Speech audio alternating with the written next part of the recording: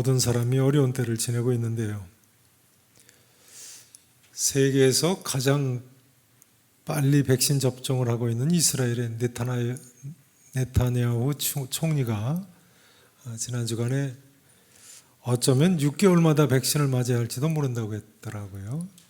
어쩌면 6개월마다 백신을 맞아야 할지도 모른다. 백신 맞아도 마스크 쓰고 방역을 열심히 해야 한다는 이야기였습니다만, 우리나라도 요즘 백신을 맞기 시작했는데 백신을 맞아도 6개월 후에 다시 코로나19에 걸릴 수 있다면 이건 참 곤란한 이야기죠. 전 국민이 6개월 이내에 백신을 맞아야 된다는 이야기인데요. 물론 백신을 맞고 6개월 지나서 코로나19에 걸리면 중증으로 발전할 가능성이 1, 2년 동안은 낮다고 얘기를 들은 적이 있습니다만, 우리가 백신만 의지할 것이 아니라는 생각이 듭니다. 게다가 또 변종 바이러스까지 나오는데요. 하나님이 도와주셔야겠습니다. 틀림없는 이야기시죠. 어제 신문에 보니까 세계적인 바이러스 전문가가 코로나19가 끝나도 또 다른 팬데믹이 언제 올지 모른다고 하면서 현재 지구상에 위험한 바이러스가 50만 종이나 되는 것으로 보이는데요. 아직까지 인류가 밝혀낸 바이러스 종류가 0.2%밖에 안 된다는 거예요. 50만 종 중에 0.2%. 미국 국립보건원에 따르면 지난 반세기 동안 매년 평균 한두 개씩 새로운 전염병 바이러스가 발견되고 확산이 되는데, 최근에는 연평균 3건으로 늘었다고 그래요. 그 중에 하나가 코로나 바이러스 19일 뿐이죠. 다음번 팬데믹은 각 나라의 핵무기 수준의 안보 위협이 될 수도 있다고 그렇게 얘기했더라고요. 한마디로 거참 기가 막히다, 이런 생각이 들었습니다. 거참 기가 막히구나. 현재 코로나19로 전 세계에서 260만 명의 사망자가 나왔으니까요. 260만 명. 우리나라에서도 벌써 1600명 이상이 돌아가셨는데요. 세월호 희생자 수의 5배가 넘게 돌아가신 겁니다. 죄송한 말씀입니다만 앞으로 코로나19로 또 몇 분이 더 돌아가실지 모르겠습니다. 얼마나 더 지나야 이 고난의 기간이 지나갈지, 그 사이 우리나라 경제는 어떻게 될지. 지난주부터 더 이상 어쩔 수 없어서 애들은 학교로 보내기 시작했는데요. 죄송한 표현입니다만 애들이 학교에 가서 코로나19에 걸리지 않고 돌아오기만 기도해야 되게 생겼습니다. 그렇죠. 집에 있는 부모님들 입장에서는 기도밖에 다른 방도가 뭐 있습니까? 근데 여러분 아시죠? 사실은 고난의 한가운데서 기도가 가장 중요한 방법입니다. 오늘 본문을 보세요.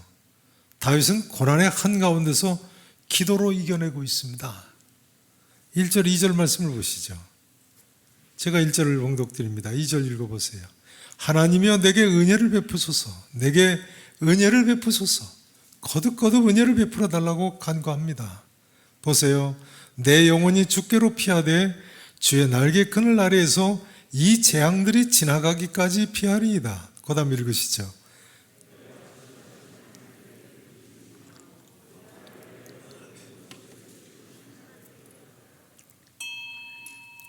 여러분, 우리도 어려울수록 지존하신 하나님께 부르짖어 기도하십시다.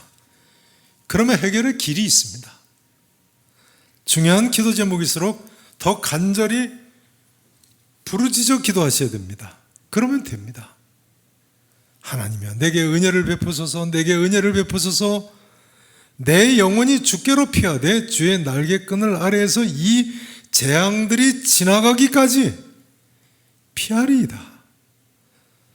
다윗은 장인인 사울왕이 자기를 라이벌로 여겨서 죽이려고 하는 통에 얼마나 많은 고난을 겪었습니까? 일국의 왕이 죽이려고 하니까 숨어 있을 곳이 없어서 적국인 블레셋 가드성으로 피신을 했죠. 블레셋까지는 왕이 못 쫓아올 테니까요. 그런 가드성에서 다윗이 어렸을 때 가드의 골리앗 장군을 죽인 사람이라는 사실이 탈로간에서 붙잡혀 죽을 지경이 됐습니다. 그런데 하나님께서 지혜를 주셔서 다윗이 벼랑간 미친 척을 했죠. 당신은 미친 사람은 귀신 들렸다고 생각해서 귀신 들린 사람은 귀신과 함께 성 밖으로 내보내야 그 귀신이 다른 사람한테 옮겨붙지 않는다고 생각할 때니까요. 다윗을 성 밖으로 그냥 내쫓아버린 것으로 생각이 됩니다. 결과적으로 가드 성에서 살아서 나오긴 했습니다만 더 이상 갈 데가 있어야죠. 할 수 없이 이번에는 다윗이 아버지를 모시고 있으니까 아버지의 할머니의 친정이 있는 모압 나라로 피신을 했습니다. 오죽 갈 데가 없으면 할머니 친정까지 찾아가겠습니까? 저희 할머니 친정은 영종도인데요. 제가 초등학교 때 어렸을 때 할머니 손잡고 한번 할머니 친정집에 가본 적이 있거든요. 그때는 영종도를 인천 만석부두인가요? 거기서 그 배 타고 건너갔던 기억이 있어요. 차가 없어가지고 얼마나 한참 걸어갔는지 영종도를 밤에 말이죠. 그러니까 제가 급해지니까 그 영종도에 저희 아들과 함께 피신 간격이나 마찬가지인 거예요. 그러나 모압에 갔는데 이번엔 또 선지자 갓이라는 사람이 모압에서 떠나서 유다 땅으로 들어가라고 합니다. 다윗이 알 수 없이 유다 광야에 숨어 들어와서 사는데요. 소문을 들은 사울 왕이 3,000명 군대를 거느리고 뒤쫓아왔습니다. 다윗이 이렇게 10년 정도를 광야에서 도피 생활을 한 것으로 보입니다. 10년간요. 그러니 그 고생이 얼마나 막급했겠습니까? 어떻게 보면 다윗의 고생에 비하면 코로나19로 시달리는 우리의 고생은 별거 아니라고도 할 수도 있겠습니다. 그런데 중요한 점은요, 다윗은 이처럼 엄청난 고난 중에도 하나님을 원망하기보다는 하나님께 피하고 하나님께 부르짖어 기도했다는 점입니다. 내 영혼이 주께로 피하되 주의 날개 그늘 아래서 이 재앙들이 지나가기까지 피하리이다. 내가 지존하신 하나님께 부르짖음이라. 다윗은 말로만 주의 날개 그늘 아래 피한 것이 아닙니다. 시편 57편 제목을 보세요. 제목에 보면 뭐라고 나와 있습니까? 다윗의 믹담시 인도자를 따라 알다셋에 맞춘 노래, 다윗이 사울을 피하여 어디에 있던 때 지은 시라고요? 굴에 숨어 있을 때. 실제로 다윗은 사울왕 피해서 광야의 굴 속에 숨어 있으면서 하나님, 저는 지금 굴에 피해 있는 것이 아니라 영적으로 보면 어디에 피하여 있는 거라고요? 주의 날개 그늘 아래에 피해 있나이다. 그렇게 고백하는 거예요. 내 영혼이 주의 날개 그늘 아래에 이 재앙들이 지나가기까지 피하리이다. 사랑하시는 성도 여러분, 아무리 어려운 문제가 우리 앞에 있다고 할지라도 주의 날개 그늘 아래로 끝까지 피하시기를 바랍니다. 지존하신 하나님께 부르짖어 기도하시고 다윗처럼 응답받으시기를 진심으로 축원하겠습니다. 이제 다윗은 고난의 한가운데서 두 번째로 믿음으로 이겨내고 있습니다. 첫 번째는 기도로 이겨내고요. 두 번째는 무엇으로요? 믿음으로. 자, 2절 하반절부터 보시죠. 2절 하반절, 3절 상반절을 보시면요. 2절을 보세요. 내가 지존하신 하나님께 부르짖으며, 그 다음부터 보십니다. 곧 나를 위하여 모든 것을 어떻게 하시는 하나님께라고요? 이루시는 하나님께로다. 다윗의 믿음을 보여주고 있어요. 그 다음 보세요. 그가 하늘에서 보내사 나를 삼키려는 자의 비방에서 나를 뭐 하실 거라고요? 구원하실지라. 셀라. 찬송하는 모습입니다. 다윗은 하나님, 그분은 나를 위해 모든 것을 이루시는 하나님이시라고 고백하고 있어요. 여러분 이렇게 믿으십니까? 나를 위해 모든 것을 이루시는 하나님 믿으셔야 됩니다. 모든 것이 합력하여 선을 이루게 하시지 않으십니까?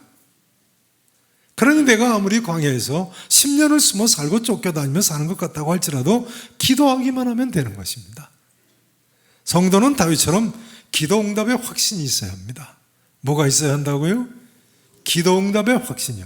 내가 존귀하신 지존하신 하나님께 부르짖으며 곧 나를 위하여 모든 것을 이루시는 하나님께로다. 이 이상 어떻게 더 확신할 수 있겠습니까?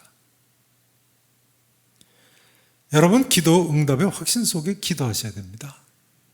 예수님께서도요, 누가복음 18장에서 항상 기도하고 낙심하지 말아야 할 것을 불의한 재판장에게 자주 가서 탄원을 하는 과부로 비유하시면서 뭐라고 말씀하셨습니까? 이렇게 말씀하셨죠. 하물며 하나님께서 그 밤낮 부르짖는 택하신 자들의 원한을 풀어주지 아니하시겠느냐, 그들에게 오래 참으시겠느냐 합니다. 그러니까 인간은 낙심하기 쉽습니다만 그 해결책은 뭐라고요? 밤낮 부르짖는 것뿐입니다. 이때 예수님께서 이렇게 말씀하셨습니다. 내가 너에게 이르노니 속히 그 원한을 풀어주시리라. 아멘이시죠? 그러나 인자가 올 때에, 그 다음 말씀이 중요합니다. 그러나 인자가 올 때에 세상에서 믿음을 보겠느냐? 뭘 보겠느냐라고요? 그러니까 우리에게 있어서 고난이 문제가 아니라 뭐가 문제입니까? 기도가 문제고 믿음이 문제이군요. 믿음이 문제인 거예요. 3절 전반부를 보세요. 3절 전반부 보세요. 그가 하늘에서 보내사 나를 삼키려는 자의 비방에서 나를 구원하실지라. 셀라. 다윗은 하나님의 구원을 확신한 건데요, 도와주실 줄을 믿고 의심하지 않고 기도하는 사람이에요. 그가 하늘에서 보내사, 글쎄 뭘 보내시는지는 안 나와 있습니다만 뭐 천사를 보내시는 건지 하여간 도움의 손길을 보내셔서 나를 삼키려는 자의 비방에서 나를 구원하실 것이다. 그 다음 3절 하반절을 보세요. 하나님이 그의 인자와 진리를 보내시리로다. 도움을 보내시는 거예요. 인자와 진리를 보내시리로다. 그 다음 보세요. 내 영혼이, 자 4절 말씀 내 영혼이부터 같이 한번 읽어보시겠습니다. 시작. 내 영혼이 사자들 가운데에서 살며, 다시 한번 보시면요, 내 영혼이 사자들 가운데에서 살며,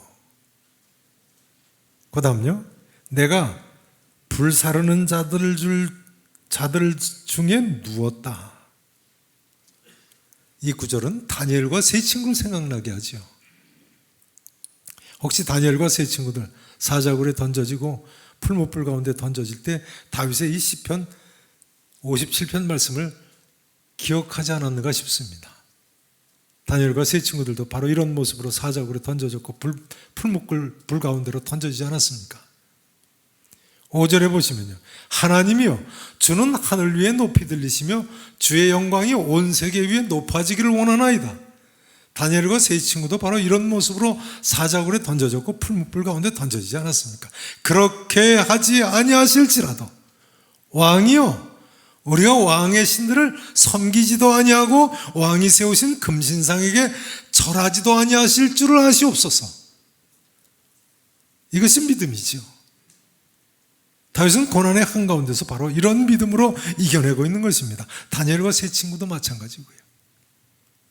하나님이여 주는 하늘 위에 높이 들리시며 주의 영광이 온 세계 위에 높아지기를 원하나이다.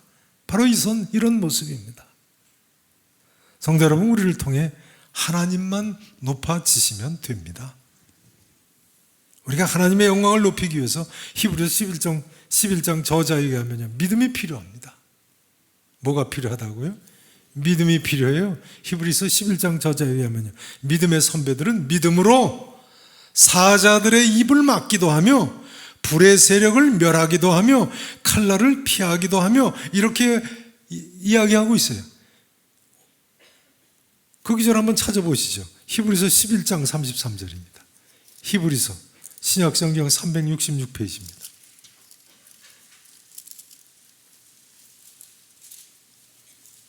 (366페이지입니다)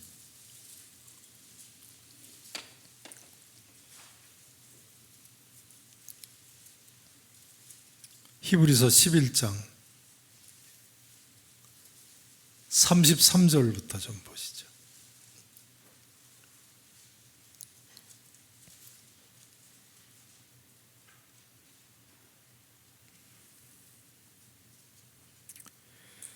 (33절) 보세요. 그들은 무엇으로요? 믿음으로 나라들을 이기기도 하며 의를 행하기도 하며 약속을 받기도 하며 그 다음이에요. 34절 보세요. 사자들의 입을 막기도 했어요. 다니엘이죠? 그 다음 보세요. 불의 세력을 멸하기도 했어요. 다니엘의 세 친구죠. 그 다음 보세요. 칼날을 피하기도 하며 연약한 가운데서 강하게 되기도 하며 전쟁에 용감하게 돼 이방 사람들의 진을 물리치기도 했다. 사자들의 입을 막기도 하며 불의 세력을 멸하기도 하며 칼날을 피하기도 하며, 바로 오늘 본문과 똑같은 내용을 이야기하고 있지 않습니까? 여러분, 우리에게도 이런 믿음이 필요하다고 하지 않을 수 없습니다. 고난이 심하면 심할수록 이런 믿음이 바로 필요합니다. 히브리서 11장과 같은 믿음이에요. 사랑하신 성도 여러분, 어떤 어려움이 있다고 하실지라도 이런 믿음, 다윗 같은 믿음, 다니엘 같은 믿음, 히브리서 11장에 나오는 믿음의 선배들과 같은 그런 믿음으로 승리하시기를 진심으로 축원합니다. 이제 다윗의 이런 믿음은 7절 이하에서는 찬송으로 바뀝니다. 다윗의 세 번째 고난 한가운데 다윗은 찬송으로 이겨내고 있습니다. 7절 말씀을 보시죠. 본문으로 돌아가셨어요. 시편 57편 7절 말씀. 자, 같이 함께 읽어보십니다. 7절 함께 읽으십니다. 각 가정에서 예배드리시는 분들도 같이 7절 읽으시죠. 하나님이여, 내 마음이 확정되었고 내 마음이 확정되었사오니 내가 노래하고 내가 찬송하리이다. 아멘. 여기 내 마음이 확정되었다는 단어는요, 내 마음이 흔들리지 않고 굳건하다는 표현입니다. 흔들리지 않고 굳건하다, 마음이. 여러분, 어떤 경우에도 마음이 흔들리지 마시고 찬송하시기 바랍니다. 이 구절에 나오는 복음 찬송 아시죠? 이 구절에서 나온 복음 찬송. 하늘 위에 주는 높이 들리며 주의 영광은 온 세계 위에. 얼마나 좋습니까? 근데 그러고 보니까요, 다윗이 이 찬송을 사울왕을 피해서 굴에 숨어 있을 때 부른 찬송이군요. 다윗이 지금 하늘이 보입니까? 안 보입니까? 하늘 보지도 못하고 부르는 찬송이에요, 믿음으로. 그러니까 우리 각 사람도 아무리 앞에 보이지 않는 깜깜한 지경에 처해 있다고 할지라도, 어떤 어려운 가운데 있다고 할지라도 이처럼 찬송해야 되는 것입니다. 이처럼 하나님을 높여드리시기를 바랍니다. 여러분, 코로나19로 아무리 어렵다고 하실지라도 찬송하며 이겨내시기를 바랍니다. 사도행전 16장 25절에 보면요, 바울과 실라 빌립보 감옥에 억울하게 갇혀서 두들겨 맞고 착고에 매었어도 한밤중에 바울과 실라가 뭐 했어요? 뭘 하니까 죄수들이 들었다고요? 사도행전 16장 25절에 보면요, 기도하고 하나님을 찬송하며 이렇게 나와 있어요. 무엇과 뭘 했다고요? 기도하고 찬송했다니까요. 바로 오늘 본문 그대로예요. 바로 그 다음 구절에 보면요, 이에 갑자기 큰 지진이 나서 옥토가 움직이고 문이 곧 다 열리면 모든 사람이 메인 것이 다 벗어졌다고 나와 있습니다. 여러분, 기도하며 찬송하면, 기도하고 찬송하면 기적이 일어나는 법입니다. 믿으실 수 있기를 축원합니다. 믿으셔야 돼요. 믿음으로 기도하며 찬송하면 뭐가 일어난다고요? 기적이 일어나요. 기적이 일어나요. 다윗은 8절에 보면요, 내 영광아 깨일지어다, 비파야 수금아 깨일지어다, 내가 새벽을 깨우리로다. 그러니까 다윗은 새벽부터 아마도 비파와 수금을 연주하면서 찬양을 한 것 같아요. 다윗의 수금 실력이 어느 정도죠? 어려서부터 수금을 얼마나 잘 타는지, 수금만 타면 사울왕에 들렸던 악령이 떠날 정도였는데요, 그 대단한 실력으로 지금 새벽부터 마음껏 하나님을 찬양하는 모습을 보여주고 있어요. 인간적으로 보기에는 한없이 어려운 가운데 굴 속에 10년간이나 피해 살면서 하늘을 보지 못하고 숨어 있는데, 생명을 위협받는 가운데 있는데, 그런데도 내가 새벽을 깨우리로다. 따라 사실까요? 죄송합니다. 따라 사십니다. 내가 새벽을 깨우리로다. 여러분, 새벽에 기도하러 찬송하러 나오시기 바랍니다. 저희 교회는 20% 좌석이 충분한데 왜 안 나오세요? 이제 곧 좌석수 30% 모임도 가능할 것 같은데, 만일 방역 1단계가 돼서 본당 50% 모임만 가능하면요, 뭐 전교회는 특별 새벽 기도도 가능하고 저녁 기도도 가능할 것 같습니다. 어떤 분은 코로나19가 시작된 후에 1년 이상을 교회 안 나오시는 분이 계세요.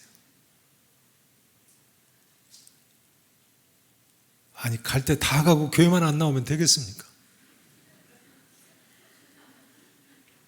그건 하나님 뜻대로 사는 게 아니죠. 제가 앞서 말씀드린 대로 너무나 위험한 세균이니까 조심은 하셔야겠습니다만, 코로나 때문에 1년 동안 아무 데도 안 다니시는 분 계신가요? 교회가 사실은 가장 안전한 지역이에요. 제가 보기에. 대한민국에 제가 전에도 말씀드렸습니다만 엘리베이터 한 사람씩 타라고 하는 데 있어요? 그런 아파트 있으면 저한테 좀 알려주세요.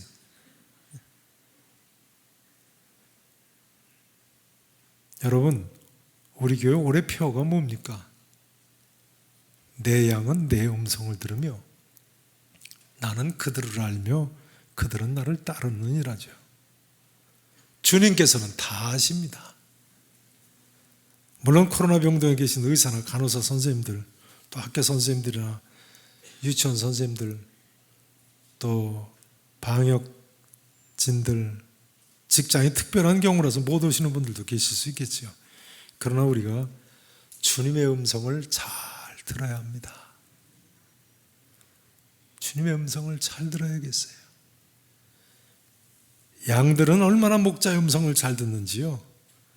양들이 물을 마실 때 광야에서는 물이 많지 않으니까요, 요즘은 목욕통 같은 그 물을 욕조 그런 허름한 목욕통에다 갖다 물을 받아가지고 먹입니다.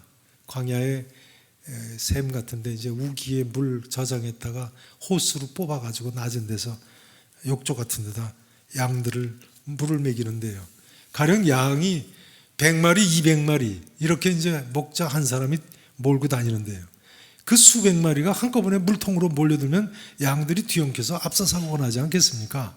그럼 양들을 어떻게 차례차례 그 욕조 하나에서 차례차례 물을 먹일 수 있을까요? 어떻게 먹일까요?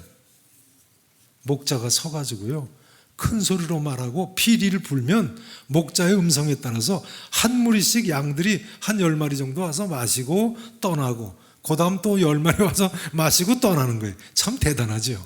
그 양들이 어떻게 그렇게 주인의 음성을 구분해 들을까요?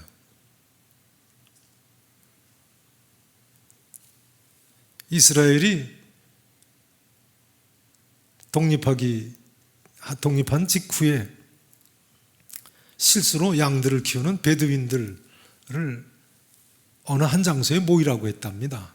그랬더니 베두인들이 모이는데 수많은 양떼들이 한꺼번에 다 뒤섞였다는 거예요. 근데 어떤 아주머니가 오시더니 내 양 이제 데리고 가야 되겠다고 그러더라는 거예요.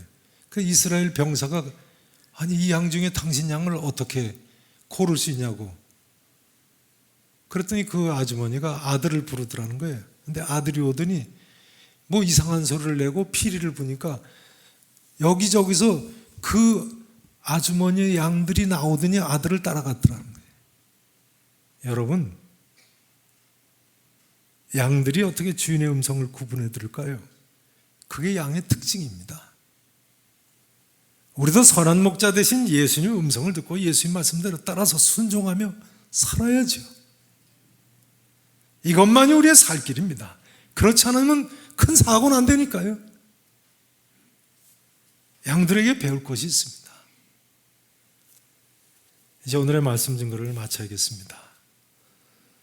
성경은 우리에게 항상 기뻐하라, 쉬지 말고 기도하라, 범사에 감사하라, 이것이 그리스도 예수 안에서 너희를 향하신 하나님의 뜻이니라 합니다. 예수님 동생 야고보는 너희 중에 고난당하는 자가 있느냐? 그는 기도할 것이요, 즐거워하는 자가 있느냐? 그는 찬송할지니라 했습니다. 그러니까 우리가 언제나 항상 기쁠 때나 슬플 때나 힘들 때나 어려울 때나 항상 믿음으로 기도하고 찬송해야 하는 것입니다. 한마디로 시편 57편의 다윗처럼 기도로 믿음으로 찬송으로 고난의 한가운데서도 언제나 승리의 삶을 사실 수 있기를 우리 구주 예수 그리스도 이름으로 간절히 축원하겠습니다. 기도하시겠습니다.